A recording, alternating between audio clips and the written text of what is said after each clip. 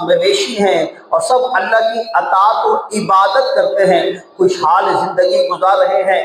ان شہر والوں نے جب اللہ پاک کے نبی علیہ السلام کو دیکھا تو آپ کی نہایت تعظیم کی اور بہت احترام سے پیش آئے۔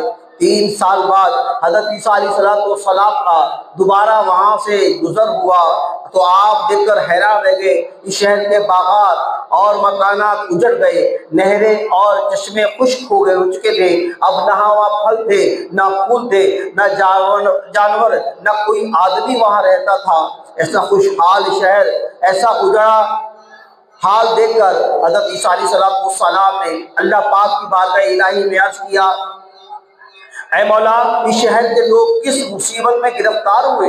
ان کے درختوں، چشموں، عمارتوں کی بربادی کا سبب کیا بنا؟ ان کو نظر بد کیسے لگی؟ یا ان کو نظر لگ گئی، یا کسی نے ان پر جادو کر دیا، کسی دشمن نے انہیں شکست دے دی، یا تیری اطاعت و فرما برداری چھوڑنے کی انہیں سزا ملی؟ حضرت عیسیٰ علیہ السلام کی اس عرض پر حضرت جبرائیل امین حاضر خدمت ہوئے اور عرض کیا، اے اللہ پاک کے نبی علیہ السلام، اس شہر کو نہ بری نظر لگی ہے، نہ اس پہ جادو ہوا ہے، نہ ہی انہوں نے نافرمانی کی ہے۔ ان کی بربادی کا اصل سبب یہ ہے کہ ایک روز اس شہر سے ایک بے نمازی گزرا، اس نے ان کے چشمے سے منہ دھو لیا۔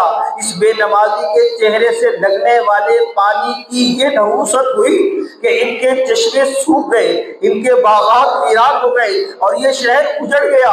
پھر حضرت جبرائیل علیہ السلام نے عرض کیا، اے عیسیٰ علیہ السلام، آپ نے بے نمازی دنیاوی نحوست کو ملاحظہ فرما لی، روز قیامت جہنم کو بے نمازیوں سے پر کیا جائے گا۔ اللہ اللہ! اے عاشقان رسول، غور فرمائیے کہ ایک بے نماز